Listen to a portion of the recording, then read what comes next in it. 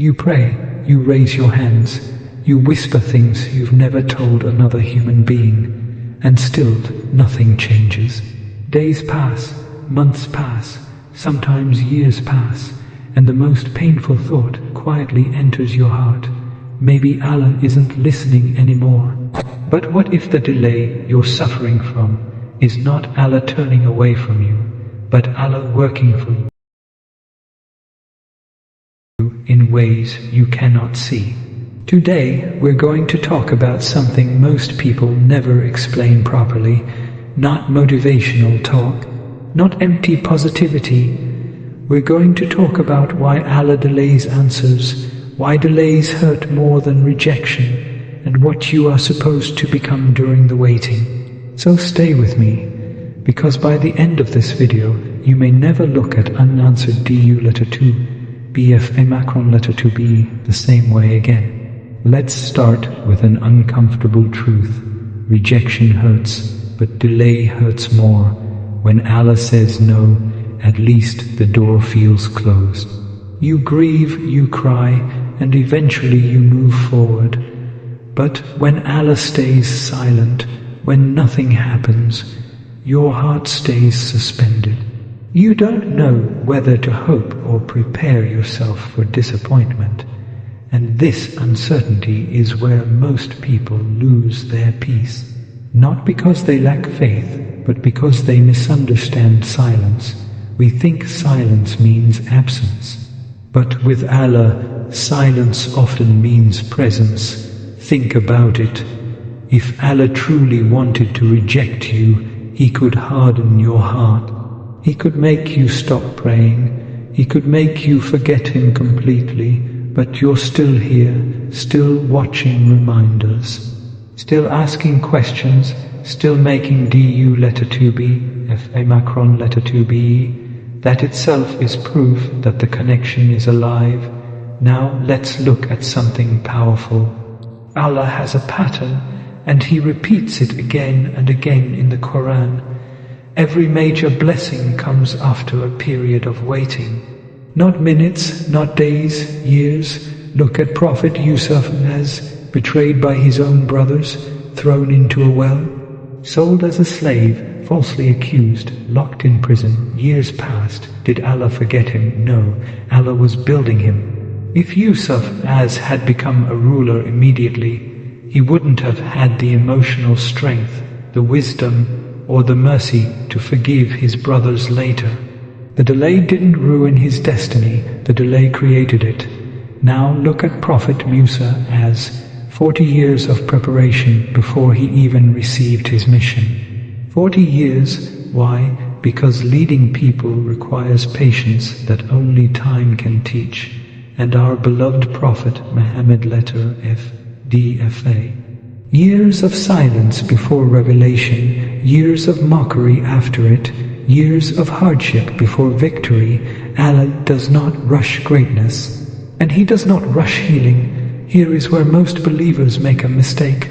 We assume that because our intention is pure, the timing should be immediate. But purity of intention does not equal readiness of the heart. You may be sincere, but you may not yet be strong enough for what you're asking. And Allah knows that. Sometimes you ask for success, but if it came now, it would inflate your ego. Sometimes you ask for love, but if it came now, it would destroy your self-worth. Sometimes you ask for ease, but if it came now, you would forget Allah completely. So Allah delays not to hurt you, but to protect you. Let's talk about something people rarely admit. Some Duʿāʼ letter 2 BFA Macron S are delayed because they are too small. Yes, too small. You're asking for what you can imagine. Allah wants to give you what you cannot imagine, but if He gives you the smaller thing now, you might stop asking altogether.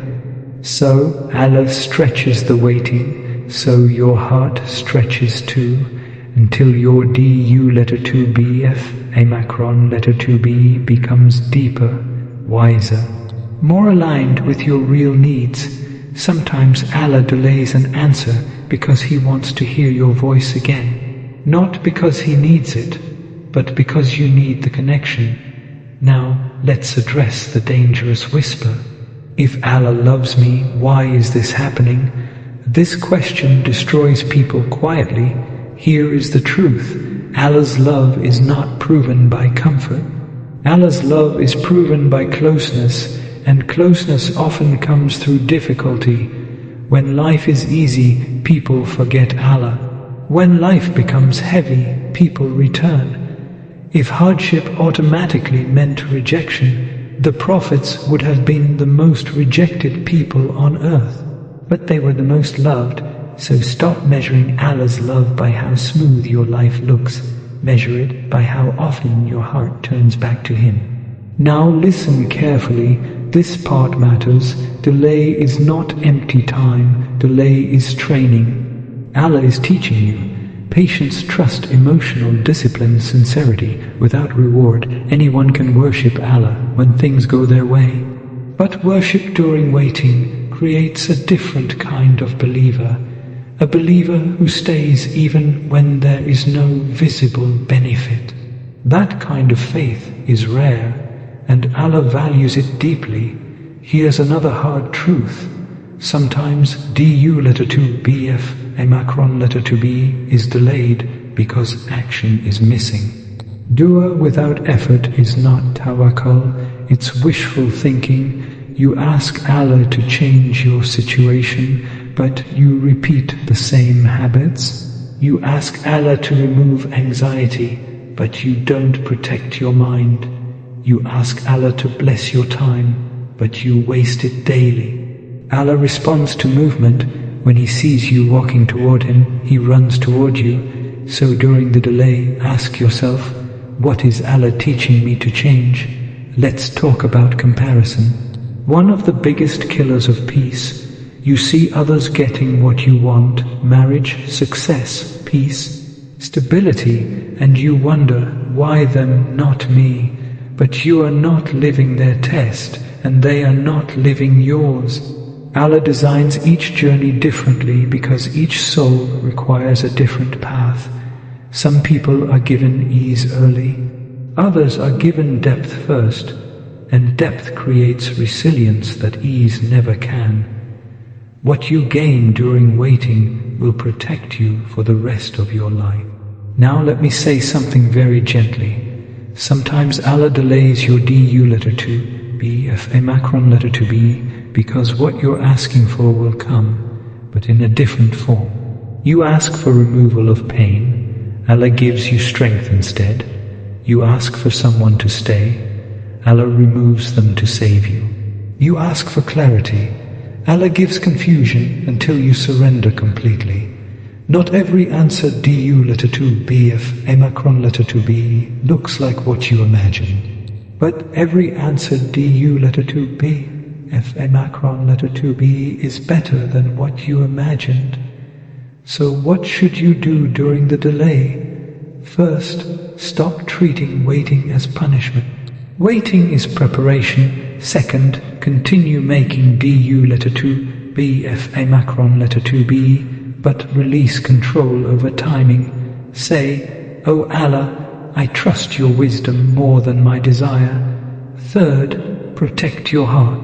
Don't let Shaitan turn waiting into resentment, because resentment blocks barakah. Fourth, serve Allah where you are. Don't pause your faith until your life improves. Your faith is what improves your life. Let me leave you with this thought. If Allah delayed it, it means it still exists. If Allah kept you asking, it means the door is not closed. And if Allah kept your heart connected, it means the answer will come in the most perfect moment. One day you will look back and realize, if Allah had answered earlier, it would have ruined me. But because He waited, He saved me. If this message spoke to your heart, stay connected, because the delay you're in right now may be the chapter that changes your entire story. And when Allah finally answers, you won't just receive the blessing, you'll be ready for it.